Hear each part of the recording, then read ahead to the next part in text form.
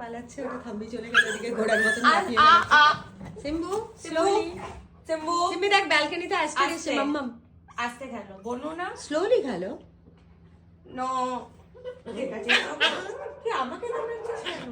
আমাকে অনেকে জিজ্ঞেস করেছে দেখে মানে without knowing the whole thing কে ওদেরকে কেন ক্রেটে রাখা হয়, খাঁচায় আবার কিরকম ভালোবাসা।